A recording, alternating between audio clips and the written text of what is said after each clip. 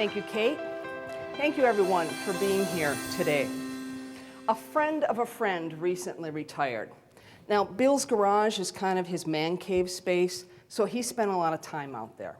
One day, his wife came in and she says, "What do you do out here all day?" And Bill said, "Nothing." And the next day, his wife stopped by and she said, "What are you doing today?" And Bill said, "Nothing." She said, "Isn't that what you did yesterday?" And Bill said, "I wasn't finished." Now, Bill is exceptionally good at doing nothing in particular and just letting his mind wander. How many of you can let your mind wander? You've driven home on autopilot, zoned out in a boring meeting? Yeah, me too. How many of you are also like Bill's wife, a little too busy doing other things to waste time just thinking and doing nothing? Yeah. Sometimes when we think we're doing nothing, we are instead distracting ourselves with what I call EDDs, electronic distraction devices. Smartphones, tablets, laptops, readers, TV, game systems. And sometimes when we think we are too busy to waste time doing nothing, we are actually spending an awful lot of time with those EDDs. How many of you have at least one EDD in your life? How many of you have one with you right now? Kind of thought so. So what would happen if someone tried to take your EDDs away? Imagine, if you will, that you're part of a study. The researchers take all your stuff away, and they put you in a room with nothing to do, no EDDs, no books, nothing. You're instructed to stay in your seat, stay awake, and entertain yourself with your own thoughts. Sounds like fun, doesn't it? The only thing you have besides the chair you're sitting in is a button. If you push this button, you will give yourself an electric shock on your ankle. And you've experienced it before, so you know it's unpleasant.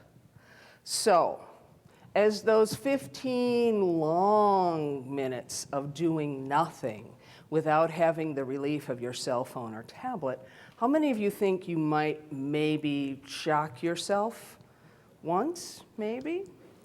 Okay, thanks for admitting it. Timothy Wilson, a psychologist at the University of University of Virginia, said, when he conducted these actual studies, that simply being alone with their own thoughts for 15 minutes was apparently so aversive that it drove many participants to self-administer an electric shock that they had said before they would pay to avoid. That's right. The people in this study had experienced a shock before they went in the room for their 15 minutes of nothing, and they said it was so unpleasant that they would pay money to not have to experience it again. Yet 25% of the women and 67% of the men shocked themselves, many of them repeatedly. So, Wilson observed as well that with the ever-presence of smartphones, TVs, tablets, things like that, what I would call EDDs, that people don't know what to do with free time anymore. I would say that we have lost our tolerance and capacity for truly doing nothing and letting your mind wander. The trouble is, if you're uncomfortable with the idea of letting go of your EDDs for just 15 minutes, or if you think it's a waste of time to do nothing but think, you are significantly inhibiting your creativity and reducing your problem-solving ability. How do we know that? Well, we know that the brain has two kinds of attention. The first kind is what the neuroscientists call task-positive networks. This is where you are paying attention, you're focused on a task. We get an awful lot done when we're in this stay-on-task state. You can respond to your email, have a conversation, do your taxes, learn a new skill, play with your EDDs, all kinds of things that you do in the task-positive network. And the areas of the brain that will be activated depend on what kind of activity you're doing. So depending on what activity you're doing, you're going to have different areas of your brain activated for that task positive network. The second kind of attention is what neuroscientists call the default mode, because your mind automatically moves into this state of this state of awareness and this state of attention whenever you stop trying to pay attention, and sometimes even when we are trying to pay attention. This is where you're thinking, but you're not thinking about anything in particular. Remember Bill? This is where your mind wanders. Some people call this daydreaming. It may seem like there is not much going on when you're mind wandering, but most creative breakthroughs occur in this form of attention. No doubt you've heard stories of great scientific discoveries, creative innovations that came through dreams or daydreams. Isaac Newton, daydreaming in the orchard and recognizing the laws of gravity. Mary Shelley's novel, Frankenstein, came to her during dreams. And Albert Einstein formulated the theory of relativity, doing what he called thought experiments, where he imagined himself completely outside the universe, riding a beam of light. And we don't have to rely just on stories anymore for evidence of the creativity-enhancing benefits of mind wandering, because now neuroscientists can see a creative breakthrough occur in our brains. If you were to crawl inside an fMRI, a researcher could know that you have had a creative insight 30 milliseconds before you become consciously aware of it. And if you were hooked up to an EEG, which processes information much faster than an fMRI, a researcher would see a characteristic spike of brain waves a full 8 seconds before you realized you'd had a creative breakthrough. So how do they know that? Well, neuroscientists put a lot of people in fMRIs and hook them up to EEGs, and they give them puzzles to solve. The subjects use their task-positive networks to solve the puzzles. So of course there's brain activity that they can see, but there is no characteristic spike of brain waves that would indicate a creative breakthrough. Now, the puzzles get harder and harder, so eventually every subject gets a puzzle that she or he can't solve. They get frustrated. No matter how hard they try, they can't figure this one out, so they get more frustrated.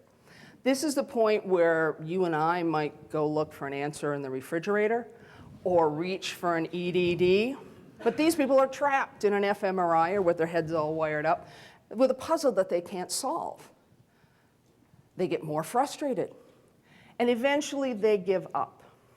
And as soon as they give up, when they stop trying to solve the problem, their mind automatically slides into the default mode, and they get the creative breakthrough they need, and the researchers see the characteristic spike of brain waves that indicates creative insight. So why is it that mind wandering produces more creative breakthroughs? Isn't daydreaming just mental laziness, goofing off? Well, the neuroscientists were shocked to discover that there is just as much brain activity in the brain when we are mind wandering as there is when we are actively paying attention. It's just a different kind of activity. When we're using our task-positive networks to solve a problem, the brain activity is concentrated in a few areas of the brain that are needed to solve the puzzle. On the other hand, when you're mind wandering, when you're in the default mode, that activity is spread across the brain. Instead of concentrating our thoughts on solving a problem, you're just letting it all go where it wants to go.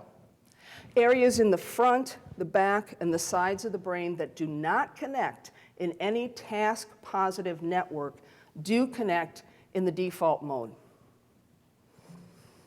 So, Obviously, we need our task-positive networks because if nothing else, we need to go out and have experiences and learn things and do research and find out things so that you have plenty to play around with when your mind goes wandering.